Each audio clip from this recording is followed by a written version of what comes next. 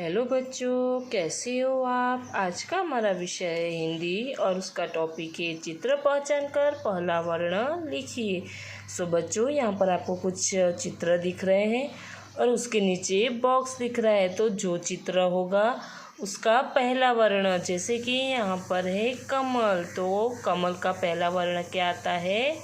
क से कमल। तो चित्र का पहला वर्ण हमें यहाँ पर लिखना है। Okay, so let's start. पहला चित्र है हमारा कमल।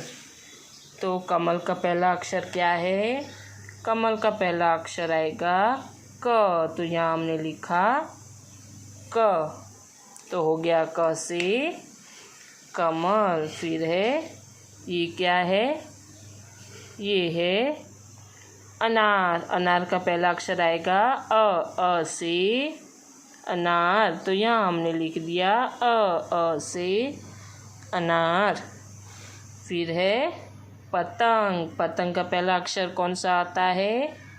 प से पतंग। तो यहाँ हम लिख देंगे प। ऐसे ही यहाँ पर ये क्या है? आम। आम का पहला अक्षर अ है। आम का पहला अक्षर क्या आता है? आ। आम का पहला अक्षर आएगा आ। तो यहाँ हमने लिख दिया आ से आम।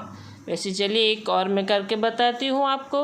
ये आपको समझ में आ रहा है ना क्या करना है? हमें क ख आते हैं ना, तो ये पिक्चर देखना है और देखना है कि कौन सा पिक्चर है और फिर उसका पहला अक्षर हमें लिख देना है। जैसे ये है गमला, तो गमला का पहला अक्षर आएगा घ।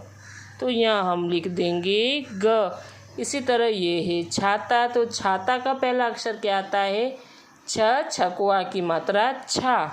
तो छाता का पहला अक्षर आएगा छा।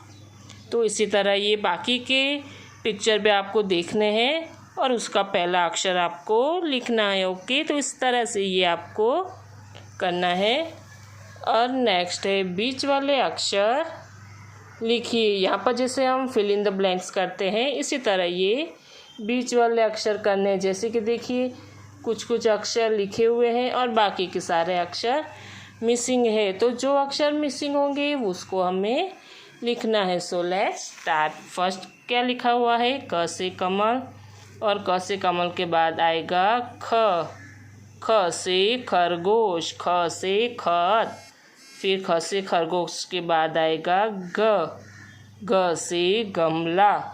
तो ये भी हमने यहाँ पर लिखा ग से गमला। ग से गमला लिखा। फिर इसके बाद आएगा ग से घर। फिर अंग यानी खाली।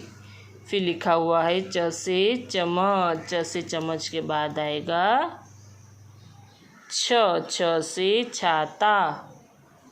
फिर आएगा ज से जहाज। फिर यहाँ भी कुछ नहीं लिखा तो ज से झंडा।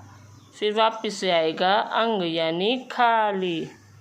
फिर यहाँ पर क्या लिखा हुआ है? ट से टमाटर। तो ट से टमाटर के बाद क्या आता है? ट से टमाटर के बाद आएगा